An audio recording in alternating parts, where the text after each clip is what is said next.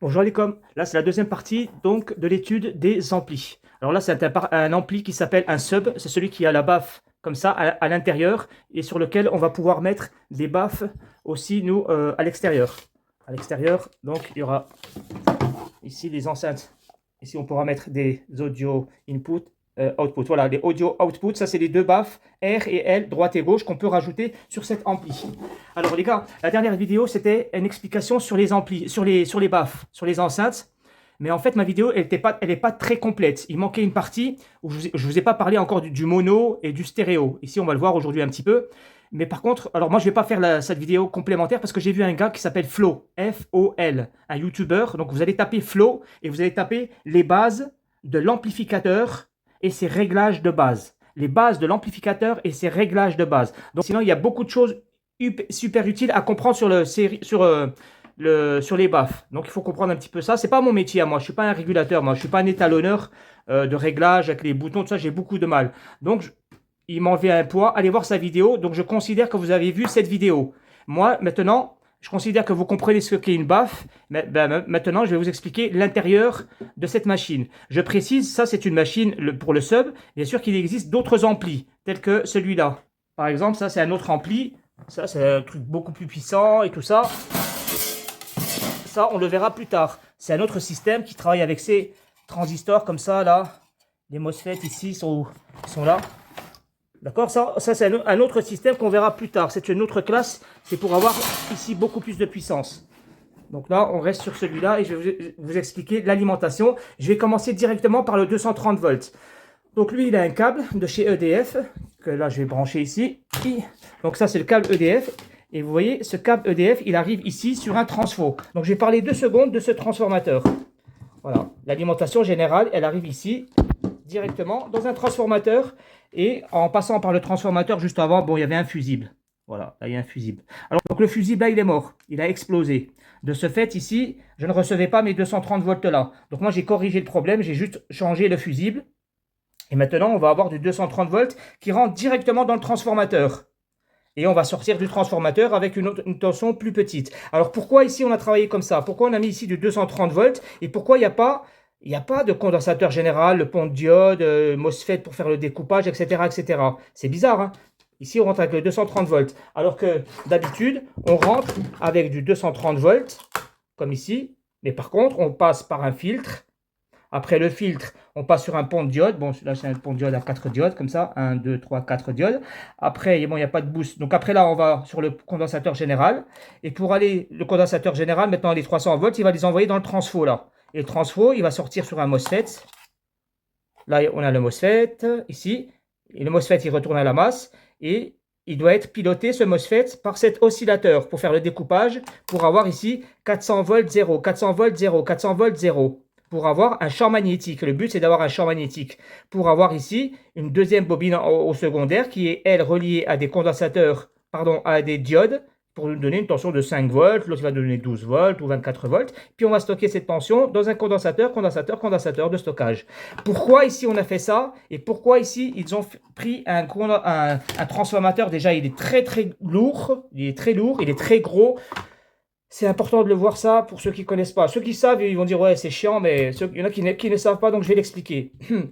C'est exactement la même chose. Ici on a un transfo et là un transfo. La différence c'est que là on a utilisé plein de composants, plein de composants ici.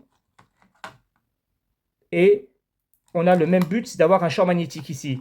Et ben en fait ici dans une télévision, on veut avoir une télévision qui soit plate. C'est-à-dire qu'on veut une télévision que le transformateur il est petit. Tout petit. C'est pour ça que ici, lorsqu'on prend un tout petit transformateur, on est obligé de mettre tout ce système de découpage. Alors pourquoi? En fait, le transformateur, quand tu lui mets une tension, il brûle direct. Dès que tu lui mets une tension continue, une tension plate, il brûle, il ne supporte pas. Donc lui, pour travailler, il a besoin d'une tension alternative. Ok. Alors quand on lui envoie une tension alternative de 50 Hz, la tension de chez EDF, là, des 230 volts, elles arrivent avec une fréquence de 50 Hz. C'est-à-dire que c'est une vague qui arrive comme ça et qui fait 50 périodes. Elle monte, elle descend, elle monte, elle descend, elle monte, elle redescend comme ça. Là, on a le temps qui passe. Là, on a une période, 2 périodes, 3 périodes. En fait, on en fait 50 comme ça, 50 pour arriver à 1 seconde. Tout ça, c'est en 1 seconde. Là, c'est le temps 0. Voilà, là, on a 0 à 1 seconde. On a 50 périodes. Ça, c'est la tension de chez EDF. Donc, on va dire que la tension de chez EDF, elle est un tout petit peu lente. Eh oui, elle est un petit peu lente. En fait, la tension, lorsqu'elle prend le transformateur, elle va le toucher, mais très lentement. C'est-à-dire que c'est comme si on allumait une bougie. Attends, je vais te montrer ça. Bon, c'est mieux de comprendre comme ça. Là, ça, c'est une bougie, ça. Ça, la bougie, c'est la tension. La tension, elle fait mal. Et ça, c'est mon doigt. Mon doigt, c'est le transformateur. Ok? Ça, c'est mon transformateur. Imaginez si je laisse mon doigt sur la bougie comme ça, longtemps. Eh ben, ça fait mal. Ça brûle. D'accord? Ça fait mal. Ou imaginez si je passe, mais je passe tout doucement. Tout doucement. Ben, ça brûle, ça fait mal. D'accord? Mais par contre, si je fais ça, tu vois, si je fais ça, en fait, je peux faire ça pendant des heures et des heures et des heures et des heures et des heures. Même si j'ai une flamme 10 fois plus forte, mon doigt, il ne va pas brûler. D'accord?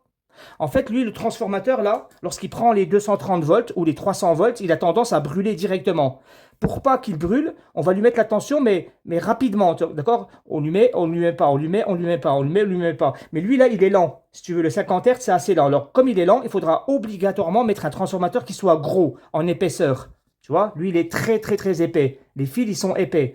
Parce que la 50 Hz, ici, elle est trop lente.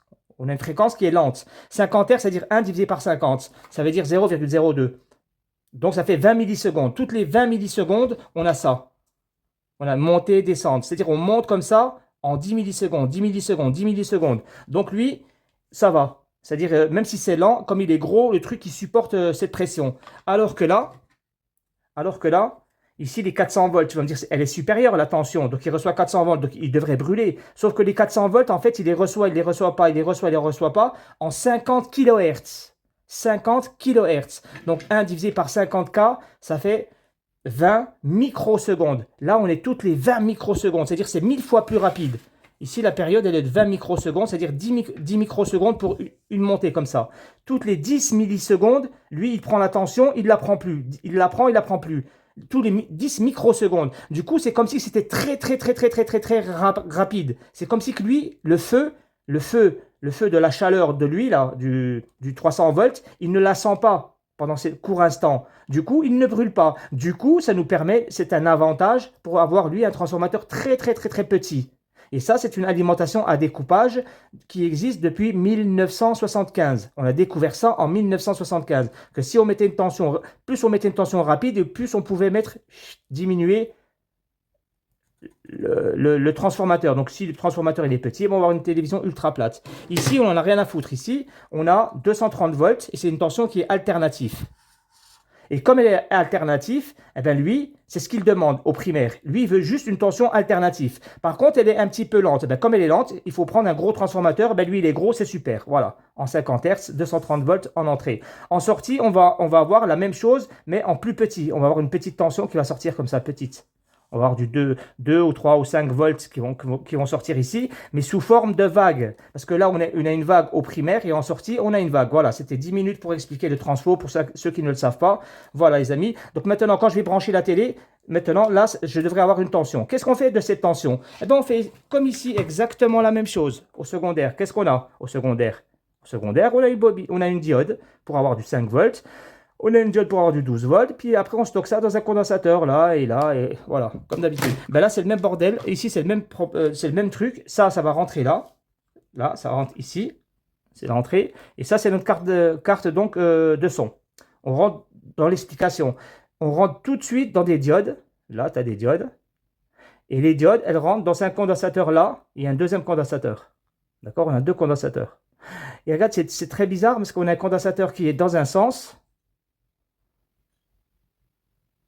positif avec le négatif et la sortie. Voilà, on a le négatif qui est relié avec le positif et là c'est une sortie et là c'est une sortie. Donc on a deux sorties bizarres. En fait, c'est la condition. Ici, on a mis deux diodes à l'envers et un condensateur à l'envers pour avoir deux tensions de sortie. Donc cette carte, si elle fonctionne ou elle fonctionne pas, pour le savoir, en fait, on aura un stand-by qui sera là. Le stand-by, on va voir de combien il est. Et une fois qu'on a repéré ce stand-by, il faut chercher à quoi sert ce stand-by dans une carte. D'accord? Alors, regarde, dans cette carte, on va repérer d'abord les charges. Ça, ce qu'on a vu ici, c'est l'alimentation. On rappelle, moi, dans ma tête, j'ai quoi? J'ai une pile dans ma tête. Ça y est, j'ai trouvé la pile. J'ai une partie commande, je ne sais pas où elle est, je ne sais pas ce que c'est pour l'instant. Et là, je vais voir les charges. Les charges, allez, je vais mettre une ampoule. Là, je vais prendre des charges. Tout ce qui est charge, c'est quoi? C'est quelqu'un qui est relié à la masse et qui prend le positif. Là, on aura le positif, négatif. Comme ici, positif, négatif, lorsqu'on a envoyé le contact. Donc, à chaque fois qu'on a une charge, elle prend le négatif et le positif. Tu vois, ces trucs-là, ça, c'est des charges. Parce qu'elles sont reliées au négatif. Donc, elles ont besoin d'un positif pour fonctionner. On ne sait pas ce que c'est pour l'instant, mais on va voir si elles et elles ont une tension et surtout de combien est leur tension. Une charge. Rien. Alors, deuxième charge. Ici, on a un circuit. Celui-là, il va être relié à la masse. C'est sûr et certain, il aura son GND et il aura une entrée positive. Il faudra trouver son alimentation. Est-ce qu'on a son alimentation? Est-ce qu'on n'a pas son alimentation? Là, pareil, on a un circuit. Ça, c'est aussi un amplificateur. Donc, lui, est-ce qu'on a la tension? Est-ce qu'on n'a pas la tension? Ça, c'est un amplificateur pour c'est le 45-58. C'est pour les basses. Voilà, c'est pour les basses. Donc, 4, 5, 6. Ça aussi. Là, on a un circuit. Lui aussi, il est relié à la masse. Comme il est relié à la masse, il doit avoir une tension en entrée et une tension, on va voir qu'est-ce qu'il fait. Lui, on ne sait pas encore qu'est-ce qu'il fait. Voilà, 1, 2, 3 ici et 3 derrière. Et là, on a deux circuits. Ça, c'est probablement les portes, les clés. À mon avis, c'est ou alors un régulateur et un transistor. À mon avis. Oui, un régulateur pour alimenter lui et un transistor pour passer la tension à lui. On vérifie tout ça. Là, il y a le transfo au secondaire. Il a 3 fils. Il y a 2 bleus et un au milieu, c'est le noir. Alors ça, c'est très important. Très, très important. C'est rare. Alors donc, ça, il faut l'expliquer tout de suite. Il y a un fil au milieu, c'est le noir. Et le noir, là, c'est le GND. C'est bizarre, hein? Mais il est déjà GND ici. Directement, il est GND sans passer par les diodes, là, de congélation. Parce que cette tension, elle est alternative. Donc ici, on a une petite vague de tension, elle est alternative. Et ça, on n'en veut pas. On veut rentrer dans des condensateurs là et là, mais on ne sait pas trop comment. On sait qu'il faut passer sur des diodes. D'habitude, on passe sur une diode, tout simplement, puis on remplit le condensateur au positif et on retrouve le GND ici. Donc, on aura créé comme ça le GND, sans passer par le point milieu. Là, on a un point milieu, donc c'est le GND directement. Ce GND-là, c'est lui qui ira sur le GND du condensateur là et le condensateur là. Je vais le mettre tout de suite. Je vais prendre le point GND là et je l'explique sur le schéma. Le GND, il est ici, au milieu. C'est un fil qui vient le point milieu. On l'appellera GND. Il sera toujours GND et pas négatif. Le négatif, ce sera autre chose. Et là, après, on aura deux autres points. Un point bleu et un point bleu. Ça, c'est le bornier, en fait. Le bornier qui est là. Donc là, notre bornier, ici, on a 3 points. Un point là, 2, 3. Au point au milieu, c'est le GND. Donc, normalement, ce point, là, il sonne avec la masse, ici. Et en fait, on a aussi le GND là. À chaque fois, on prendra le GND ici. Au point milieu, il sonne avec ici l'entrée du GND, comment ça s'appelle? Des entrées des canaux, quoi, des haut-parleurs. Sinon, sur le condensateur, ici, qui doit prendre normalement le négatif. Là, négatif, sur le point au milieu. Voilà. Et ce même négatif du condensateur là, le premier, celui-là, il envoie ce négatif sur le positif de l'autre. Regarde, je me mets sur le négatif là. Et l'autre, c'est le positif. Et ensuite, donc le premier qui était négatif en bas, l'autre, il va sur un positif. Et le positif, il va chercher sur ces deux diodes-là. Et l'autre, là où il recevait la même masse, il aura un négatif. Donc le moins 18 volts, il ira sur les deux diodes-là. Donc ça donne quoi? Ça donne l'entrée, je n'ai pas parlé d'entrée. Donc l'entrée, le point bleu, les deux fils bleus là. Les deux fils bleus, ils viennent directement là. Ici en extrémité. Les extrémités, regarde, ils viennent sur la première diode, sur la deuxième et troisième, ici au milieu, sur celle-là et celle-là. Alors que la première pin, le pin bleu, sur celle-là et celle-là. Donc on a le point bleu, le premier point bleu, là, il vient sur cette là et cette diode. Donc elles sont inversées les diodes. Une comme ça, que le trait là, et là on n'a pas le trait. Et l'autre point là, il vient sur cette diode, là on n'a pas le trait, et sur cette diode, là on a le trait. Ça fait comme ça, tac, tac. Donc on a les deux diodes ici, elles sont inversées. Là, celle-là et celle-là, elles sont inversées. Là, on a la cathode ici et là, la cathode. Donc elles sont reliées comme ça. L'autre, elle a la cathode à gauche là-bas et l'autre, la cathode à droite. Donc elles sont reliées comme ça. Et enfin, il y en a un qui va directement chercher ce point-là. Et l'autre, ben, il va chercher l'autre point.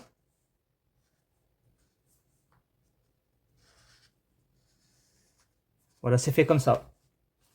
Tout simplement. On va attaquer avec les deux tensions, là, les deux fils bleus. Il y en a un qui en haut et un en bas, un qui va passer par les deux diodes inversées là et les deux diodes inversées là, peu importe comment tu fais. En tout cas, ce qui est sûr, c'est que celle après, en sortie, ça va être différent. On va prendre les deux qui sont identiques et les deux qui sont différentes. Les deux qui sont identiques, avec la cathode comme ça et la cathode comme ça, celles-là, elles seront positives. Donc celles-là, elles vont se rejoindre ici. Elles vont nous créer du positif. Voilà, ben dans le condensateur, on a trouvé le vrai positif. C'est là qu'on doit avoir le plus. Ici, le condensateur. Ben, l'autre, ce sera le GND. Obligé. Et du coup, lui, on sait que le GND est relié à l'autre. Ok, on arrive ici sur le GND. Donc ce point-là, GND, GND. D'accord? Eh ben, du coup, il nous reste que le dernier. Le dernier qui sont identiques, mais avec la avec l'anode commune, eux, ce sera du négatif. Pardon, ce sera, oui, du négatif. Alors, je ne vais pas le mettre en noir. Ouais. Ce sera du... Enfin, négatif, mais pas GND. Hein, c'est-à-dire moins 18 volts. Voilà. Allez, moins 18 volts. Et au-dessus, on aura plus 18 volts. Voilà comment c'est fait pour ceux qui ont du mal, peut-être. Donc, en sortie, comme je vous l'ai dit, il y a ici une diode inversée. Alors, j'en suis où? Là, on se retrouve avec un positif et positif. Le trait, ici, on a un trait là et un trait là. Donc là, on se retrouve avec le positif qui se relie directement là, comme ça. Et l'autre, c'est le négatif, c'est-à-dire cathode, anode. Anode et anode. Ici, on a anode et là, anode. Parce que le trait, il est de l'autre côté. Ben, ça, c'est commun et ça vient directement ici. Et là, on aura le qui n'est pas le plus 18, mais le moins 18. Parce que on se retrouve sur le pôle négatif du condensateur. Mais c'est un pôle positif vis-à-vis de la tension, mais sauf qu'elle est inversée. Donc, on aura du moins 18 volts. Donc là, on va prendre la tension sur le condensateur, sur les condensateurs. Je me mets à la masse. Alors là, il faut savoir que la masse, je ne vais pas me casser la tête, je vais la prendre directement ici. Hein. On l'a vu que la masse, là, le GND, il sonnait avec le transfo, ici en sortie, sur le GND. Donc là, à chaque fois, ma référence, c'est le GND. Et ben, j'allume la télé, j'allume la prise. Voilà. Et là, j'ai 18 volts. Ouais, j'ai 18 volts sur la diode. Donc, j'ai 18 volts sur le condensateur. Et l'autre diode, elle me donne... Ah, elle va me donner... Ah non, j'ai inversé. On met bien le noir au noir. Là, c'est important par contre. Hein. Le noir au GND et le rouge. Et là, ça me donne moins 18 volts. C'est clair le...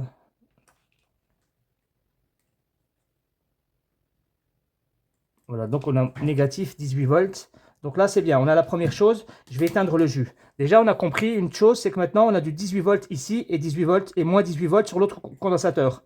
Alors déjà, on va s'arrêter. Hein. Ce que je vous ai dit, c'est version longue. Donc les 18 volts, ils sont là, c'est pour donner à manger. C'est donc ça, l'alimentation. Dès qu'on a l'alimentation, on va s'intéresser à quoi elle sert cette alimentation. Elle est certainement là pour donner à manger à quelqu'un. C'est qui ce quelqu'un? Ben, ce quelqu'un, on va chercher. Là, on a des trucs là, on ne sait pas ce que c'est. Donc on va prendre le 18 volts et on va voir si le 18 volts il va là-bas. On va se mettre en mode sonnette. On se met sur le 18 volts. Ouais, il arrive là. Il arrive là. Il arrive là. Il arrive là. Ok, donc ici on a un pin au milieu. Celui-là, celui-là, celui-là et celui-là. Ils prennent tous 18 volts. 18, 18, 18, 18. Je vais voir le moins 18. Donc le moins 18, là je me suis mis sur le plus. Maintenant, je vais mettre sur le moins 18. Non, tout à l'heure, j'étais sur celui-là, c'est le moins 18, pardon. Donc là, je vais mettre maintenant sur le plus, sur là où il y a le trait. Là ou là. C'est pareil. Je vais mettre sur le trait. Sur le premier. Premier, premier, premier, premier. Donc ici, là j'ai dû moins 18. Là, le deuxième pin, le premier pin, et premier pin, c'est négatif et l'autre, c'est positif. 18, moins 18 et moins 18 plus 18, moins 18 plus 18. Voilà. Donc là, ce sont les alimentations de ces circuits-là. Donc ça, c'est mes circuits sons. Les circuits sons, ils ont deux alimentations, une positive, une négative. En tout cas, ceux-là, ils ont une tension négative et une tension positive. Et apparemment, ça, c'est les comment ça s'appelle ça déjà? Ça, c'est le 20-30. L'ATD 20-30. Et ça, c'est le ATD 20-50. Enfin, non, il y en a deux. Comme il y en a deux, ça peut être le 20-30 aussi. Alors, ici, on a 4 circuits. Ce qui veut dire que comme on a 4 circuits, c'est-à-dire qu'on a 2 circuits là pour les basses, pour les haut-parleurs extérieurs. Ça, c'est pour donner la fréquence aux 2 baffes qu'on verra plus tard extérieures. Alors que ceux-là, c'est pour les basses, c'est pour les baffes qui donnent le son des basses à l'intérieur de la machine, de la boîte. À l'intérieur, il y a une basse. Ben, cette basse, elle est contrôlée par ça. On va vérifier si ce que je dis est vrai. On va vérifier ça plus tard. J'avance trop vite. Les 18 volts, donc on a dit qu'ils donnaient à manger ici. Et là, c'est sûr qu'on a à manger là. Ça, c'est bon. On retourne la carte. Et qu'est-ce qu'on a? Ici, on a un composant. Juste derrière les condensateurs là. À quoi sert ce composant? Ce composant-là, il va prendre le 18 volts. Regarde, le 18 volts, il est sur ce condensateur. Là. Ce condensateur, donc il fait passer une résistance. Ici, ils ont mis une résistance. Donc on a le 18 volts, il est là. Il est là, il passe ici et il passe là sur cette entrée-là. Donc là, on va avoir du 18 volts. Et en sortie, là, on a le GND ici qui est relié sur le GND. Ça, c'est le GND. Et ça, c'est la sortie. Donc, non, alors j'ai bien 5 volts sur la sortie de ce régulateur. Là, on a 5 volts qui sort. Donc, maintenant, c'est intéressant de savoir qu'est-ce que c'est ce 5 volts. Donc, on va rester sur le 5 volts. On va se mettre en mode sonnette. Et on va voir si le 5 volts, il sert à donner à manger à quelqu'un ici. Le circuit là. Il ne lui donne pas à manger, ni ici, ni ici. Est-ce qu'il va donner à manger au circuit son? Est-ce qu'il donne une information, par exemple? On ne sait jamais. Non. Non. En fait, le 5 volts, il sert à rien. À rien, rien, rien du tout. OK? Sauf à un endroit. Ici. Donc, en fait, le 18 volts, dans la carte, là, lui, il va rentrer dans ce régulateur. Le fil, là, il passe dans un régulateur à 3 pattes. On prendra le 18 volts, donc directement sur une petite résistance, comme ça. Après, on passe dans un régulateur à 3 pattes. Pour il est, ouais, comme ça. Là, c'est le GND au milieu. L'entrée, là, c'est 18 volts. En sortie, on a 5 volts. Ces 5 volts-là, il va dans un... Il va ici dans un bornier. Et c'est ça le bornier qu'on rentre, qu'on appelle la commande. Ce 5 volts, c'est l'alimentation de ce qu'on appelle la commande, donc de notre interrupteur. On se rappelle de ce qu'on avait vu au début. Dans notre tête, je vous ai dit, on a une alimentation avec un interrupteur en série sur une ampoule. Mais là, on rentre sur l'alimentation de l'interrupteur. Le 5 volts, il sert à alimenter, lui, la façade. La façade ici, là, les boutons. On aura ici de la lumière qui va des chiffres et tout ça, de la lecture ici. Et pour cette tension-là, pour que l'afficheur s'allume, il faut du 5 volts. Si tu n'as pas 5 volts, ici, si tu n'as pas l'afficheur qui s'allume, c'est-à-dire que tu as un problème sur ce régulateur. Alors ce régulateur, on le rappelle, c'est le 7805. Ça, il faut l'avoir à la maison. Hein. C'est un 7805. Alors, tu peux acheter du SMD, du comme ça. Tu peux acheter de celui qui a 3 pattes debout. Tu peux en acheter plein de sortes. Tu en auras toujours besoin du 7835. Il mange entre 0 et 35 volts en entrée. Et en sortie, il donne toujours 5 volts stable. Si tu vois qu'il a une tension qui donne comme du 0 volt, tu peux avoir un court-circuit sur l'afficheur. Donc, tu sors ta carte et tu vérifies si tu as ton 5 volts. Si tu vois que tu n'as pas ton 5 volts, c'est-à-dire, bon, il doit avoir un condensateur. Voilà. Il a un petit condensateur quand même. Quelquefois, le condensateur là, il peut être gonflé. Si le condensateur il est gonflé, c'est le condensateur qu'il faut changer. C'est pour ça que la tension elle est étouffée. Donc elle s'écrase, elle reste à 3 volts. Mais si le condensateur il est bon et que tu as 3 volts là, tu changes ton régulateur. J'ai pas dit, mais le condensateur là, pareil sur le 18 volts et les moins 18 volts. Si tu trouves 0 volts, si tu trouves un court-circuit ici par exemple, c'est en fait comme il est en relation, le 18 volts là et les moins 18 volts sur ce circuit son là, circuit son là, circuit son et circuit son, tu as un court-circuit sur le circuit son. Si tu as un court-circuit sur le circuit son, ça va se répercuter sur le condensateur, donc tu devras changer ton juste circuit son qui est en court-circuit. Et alors, maintenant, je vais vous montrer toutes ces alimentations. Donc, on va voir le 5 volts, on a vu le 5 volts. Maintenant, il faut chercher. Maintenant, on continue à voir si ça fonctionne, si ça ne fonctionne pas. On a ici un circuit. Il doit avoir une tension d'alimentation. Pour trouver la tension d'alimentation de ce circuit qu'on ne connaît pas, il y a ici soit un condensateur, soit une diode qu'on trouve ici. Là, on a une diode, c'est une diode Zener. Elle va servir d'alimentation. Elle va alimenter ce circuit-là. Ensuite,